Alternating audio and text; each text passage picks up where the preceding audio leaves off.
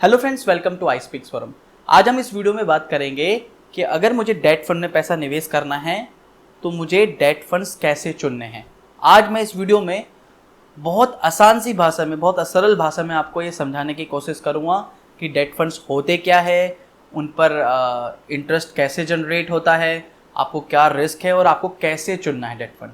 बहुत सरल भाषा में, किसी भी टेक्निकल टर्म्स के बारे में बात नहीं करेंगे जो आप सुनते आए होंगे। तो आसान भाषा में, सरल भाषा में समझाने की कोशिश करूंगा।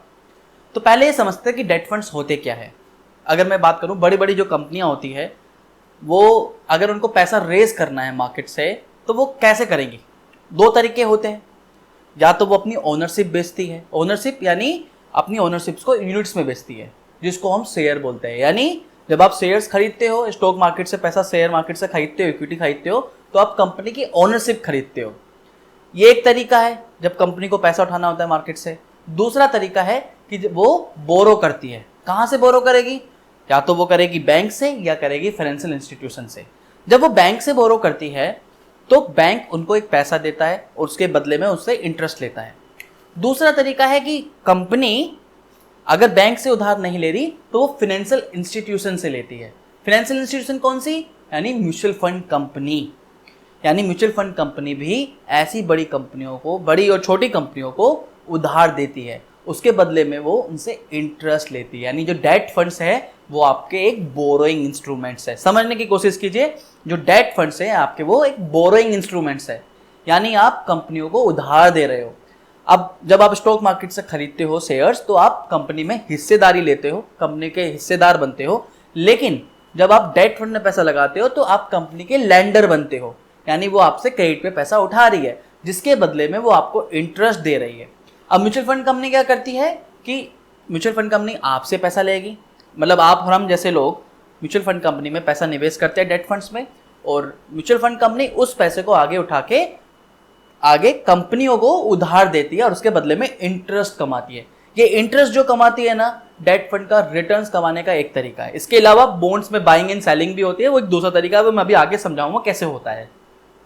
तो ये दो तरीके हैं जिससे म्यूचुअल फंड कंपनी या डेट फंड्स रिटर्न्स जनरेट करते हैं। अब जितना उनको इंटरेस्ट मिलता है उस पर जो भी एक्सपेंसेस होते हैं 1 से 1.5%, वो रखने के बाद जितना भी इंटरेस्ट इनकम होगा वो आपको डिस्ट्रीब्यूट कर देते हैं in the form of returns. जो आपको रिटर्न्स मिलते हैं ना, वो इंटरेस्ट इनकम और बॉन्ड्स का बाइंग सेलिंग का रेट है उसके बेसिस पर मिलते हैं। तो ये है डेट फंड का जो एक वर्किंग है। यानी जो भी डेट फंड्स होते हैं वो एक बोरोइंग इंस्ट्रूमेंट्स है। अब इनका नाम देखो कुछ भी हो सकता है। आप इनको कमर्शियल पेपर बोल लीजिए, आप इनको कमर्शियल डिपॉजिट्स बोल लीजिए, आप इनको बॉन्ड्स बोल लीजिए, आप इनको गवर्नमेंट सिक्योरिटीज बोल लीजिए। क्यों? क्योंकि सिर्फ कंपनियां नहीं उधार लेती, इवन गवर्नमेंट भी उधार उठाती है। गवर्नमेंट बैंक से भी उधार लेती है, गवर्नमेंट आपकी फाइनेंशियल इंस्टीट्यूशन से भी पैसा उठाती है। अब बात करते हैं रिस्क की। देखो, अगर आप ये समझ गए ना कि इनकी वर्किंग कैसे है और इन पे रिस्क क्या है, तो आपके लिए ये समझना बहुत आसान है कि मुझे कौन से डेट फंड में पैसा निवेश करना चाहिए। बहुत आसान है, बहुत सरल भाषा में समझाने की कोशिश कर रहा हूं इसलिए मैं। अब मान लीजिए रिस्क की बात करें तो डेट फंड्स में मेजरली जो रिस्क होते हैं ना, वो दो ही रिस्क होते हैं। एक आपका रिस्क होता है इंटरेस्ट रेट रिस्क, जिसको इंटरेस्ट रेट रिस्क और मार्केट रिस्क समझ लीजिए। दूसरा रिस्क होगा क्रेडिट रिस्क और डिफॉल्ट रिस्क। अब इंटरेस्ट रेट रिस्क क्या होता है, उदाहरण के तौर पर समझाने की कोशिश करता हूं। जैसे मैंने अभी आपको बताया कि इन बोरोइंग इंस्ट्रूमेंट्स का नाम कुछ भी हो सकता है। बॉन्ड्स हुआ, गवर्नमेंट सिक्योरिटीज हुआ, कमर्शियल पेपर्स हुआ, कमर्शियल डिपॉजिट्स हुए, ये सारे के सारे सिर्फ एक बोरोइंग इंस्ट्रूमेंट्स हैं। अब मान लीजिए आज एक डेट फंड है, उसने एक बॉन्ड खरीदा, मतलब एक किसी कंपनी को उधार दिया और उसके बदले में उनको बॉन्ड मिला जिस पर उनको फिक्स रेट ऑफ इंटरेस्ट मिलने वाला है। मान लीजिए 10% मिलने वाला है। 100 रुपए का बॉन्ड खरीदा जिस पर 10% का रेट ऑफ इंटरेस्ट मिलने वाला है। अब जो रेट कट हुआ, मैं आपको यहां समझाने की कोशिश कर रहा हूं कि जो रेट कट होता है बॉन्ड्स के प्राइसेस में और रेट्स में इनवर्स रिलेशनशिप है, और कैसे वो होती है वो समझाने की कोशिश कर रहा हूं उदाहरण के तौर पे। मान लीजिए आज अपना म्यूचुअल फंड कंपनी ने एक बॉन्ड खरीदा, 100 रुपए का बॉन्ड, जिसपे 10% का रेट ऑफ इंटरेस्ट मिल रहा है, कूपन मिल रहा है, 10% का रेट ऑफ इंटरेस्ट मिल रहा है। अब मान लीजिए मार्केट में रेट कट हुआ, यानी जो 10% का जो रेट ऑफ इंटरेस्ट था उसमें अब 9% का रेट ऑफ इंटरेस्ट मिल रहा है। तो एज एन इन्वेस्टर मैं यहाँ पे आपसे सवाल पूछता हूँ कि आपको एक 10% का रेट ऑफ इंटरेस्ट मिल रहा है एक बॉन्ड पे, एक 9% का रेट ऑफ इंटरेस्ट मिल रहा है, तो आप क्या लेना पसंद करोगे? ऑब्वियसली आप 10% का रेट ऑफ इंटरेस्ट लेना पसंद करोगे। तो इसलिए मार्केट में जब भी रेट कट होता है तो जो एग्जिस्टिंग बॉन्ड्स होते हैं, एग्जिस्टिंग इंस्ट्रूमेंट्स है, उनकी डिमांड बढ़ जाती है। उनकी डिमांड बढ़ जाएगी तो इन बॉन्ड्स के प्राइसेस भी बढ़ जाएंगे। इसीलिए ये रिलेशनशिप है ना, इनवर्स रिलेशनशिप होती है। जैसे रेट कट होता है आपके बॉन्ड के प्राइसेस बढ़ जाते हैं, और ऐसे ही ये रिवर्स भी होगा, अपोजिट भी सही होगा कि जब बॉन्ड्स, जब मार्केट में रेट बढ़ेगा या मार्केट में जब रेट बढ़ने के एक्सपेक्टेशंस होती है लेकिन बढ़ता नहीं है, तो आपके जो एग्जिस्टिंग बॉन्ड होते हैं ना, उनके प्राइसेस कम हो जाएंगे। क्यों?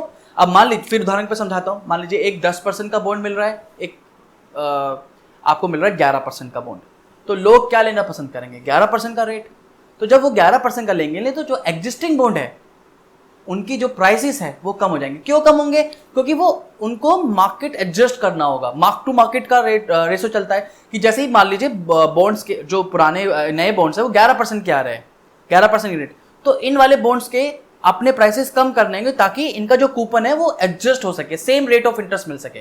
तो इसलिए जो बॉन्ड्स के प्राइसेस है कम हो जाएंगे। अब जैसे ये बॉन्ड्स के प्राइसेस कम होंगे तो आपके डेट फंड्स की वैल्यू भी कम होगी। डेट फंड्स की वैल्यू कम होगी तो आपकी एनएवी गिरेगी। और इसी तरीके से जब बॉन्ड्स के प्राइसेस बढ़ते हैं, एग्जिस्टिंग बॉन्ड के प्राइसेस बढ़ते हैं, तो आपके फंड की वैल्यू भी बढ़ती है और एनएवी बढ़ती है। तो इसीलिए आपकी एनएवी फॉल और बढ़ती और घटती है, जो वो इसी वजह से बॉन्ड्स के प्राइसेस के रिलेशनशिप की बेसिस पे। अब देखो यहाँ पे एक समझने की जरूरत है, एक चीज समझने की जरूरत है।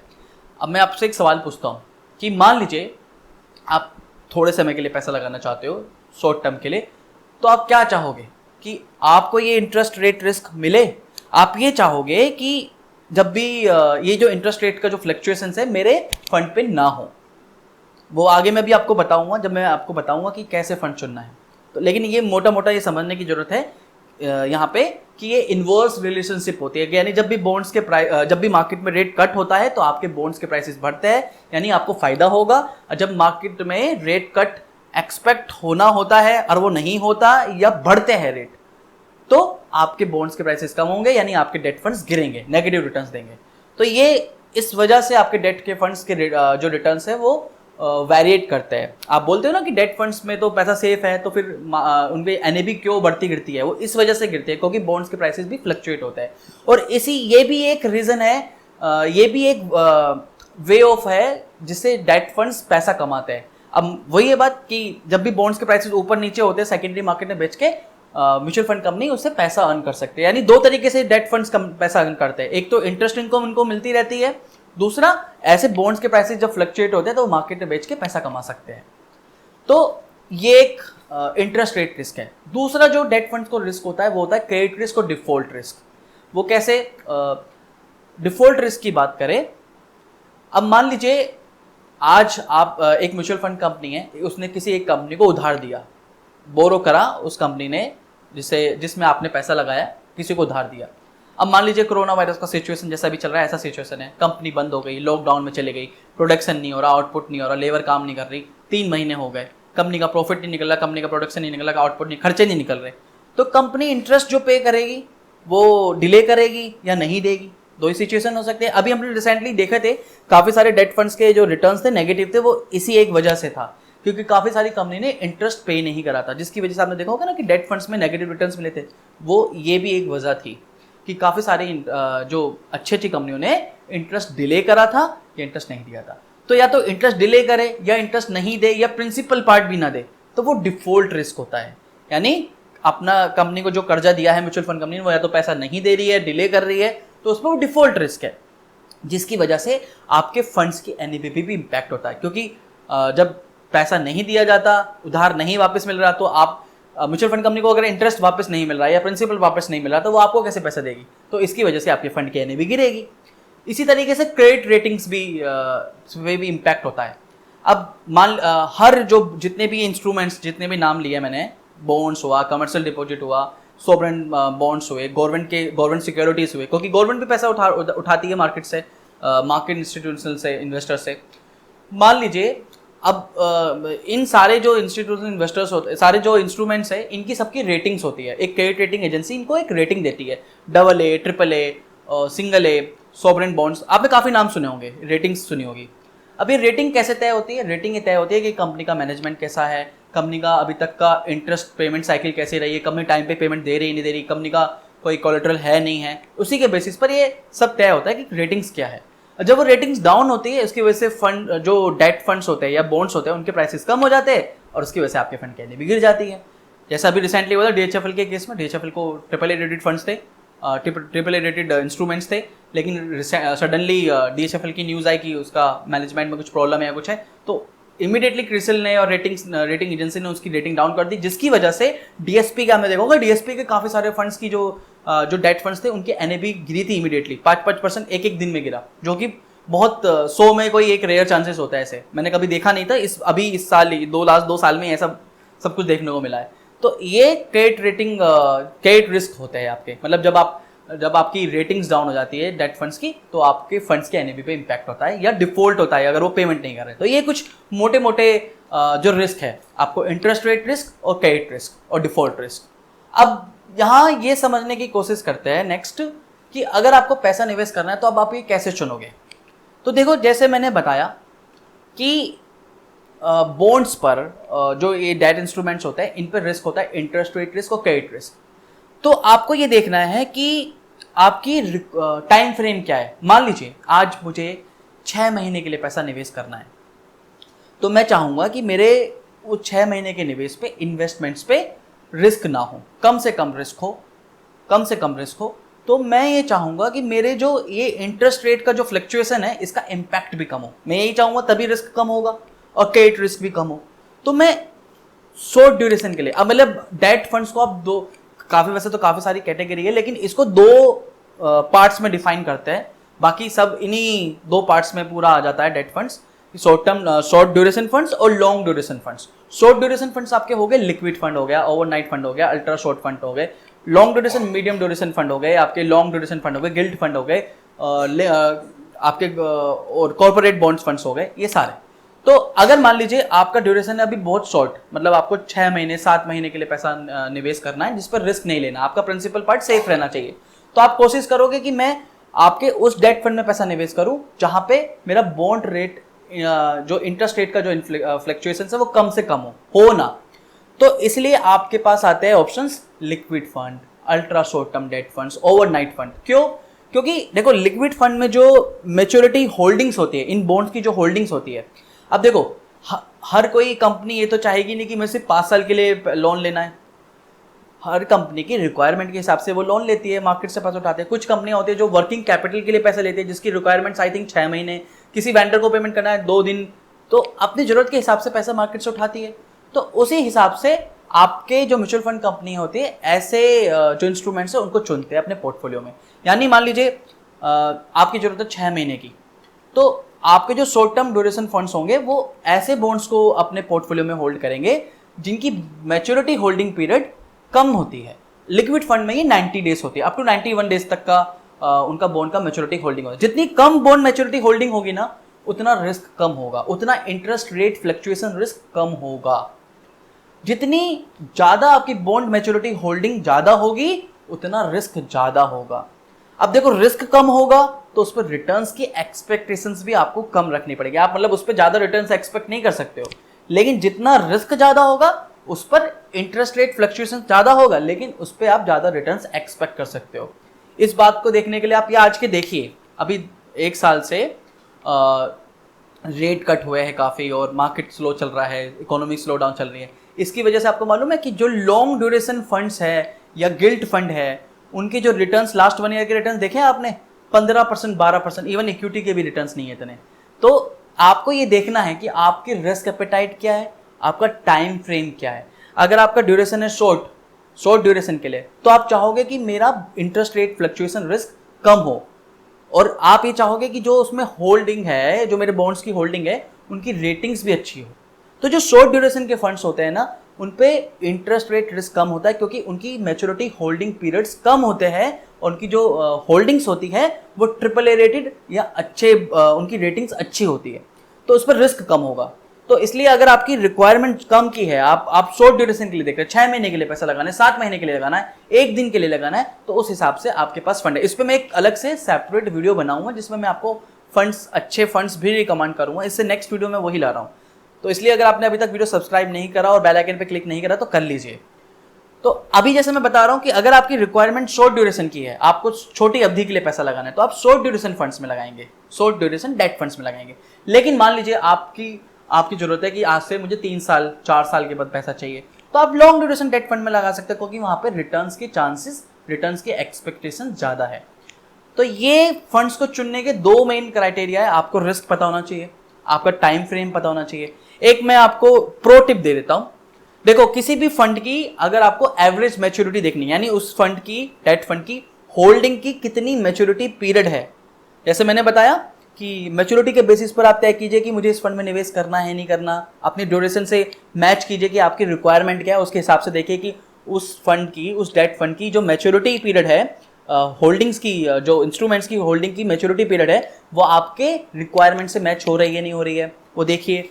तो आप क्या कर सकते हो, हर फंड की फैक्ट शीट में ये दिया होता है कि उस फंड की एवरेज मैच्योरिटी पीरियड कितना है, उसके बेसिस पे डिसाइड कीजिए।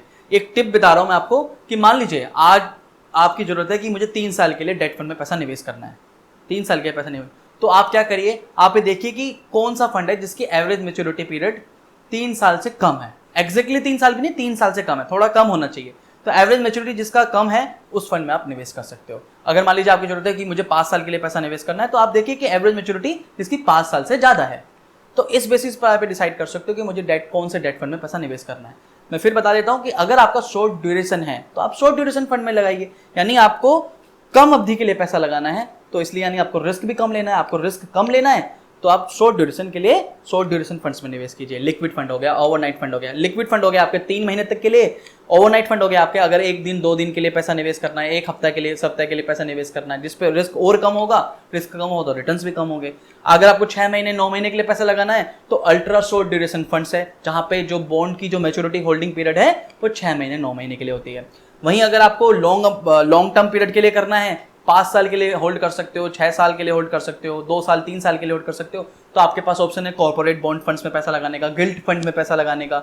वहां रिस्क ज्यादा होगा लेकिन रिटर्न्स के एक्सपेक्टेशंस भी ज्यादा होंगे। इसके साथ में आप क्या कर सकते हो, रिटर्न्स कमाने, डेट फंड में रिटर्न्स कमाने का एक और तरीका है कि मान लीजिए आपकी उम्मीद है कि मार्केट में रेट कट होने वाला है, तो आप लॉन्ग ड्यूरेशन फंड्स के जो डेट फंड्स है उसमें पैसा निवेश कीजिए। क्यों? क्योंकि जो लॉन्ग ड्यूरेशन के डेट फंड्स होते हैं उन पे इंटरेस्ट रेट फ्लक्चुएशन का ज्यादा इंपैक्ट होता है, जिसकी वजह से फंड की एनएवी पे ज्यादा मेजर चेंजेस होते हैं। तो अगर रेट कट होगा तो यहाँ की फंड की एनएवी बढ़ेगी, यानी आपको अच्छे रिटर्न्स मिलेंगे। और इसी वजह से आज लास्ट 1 ईयर के जो रिटर्न्स है गिल्ट फंड के, कॉर्पोरेट बॉन्ड के, वो 10% से ऊपर है। इवन इक्विटी के रिटर्न्स भी नहीं है इतने।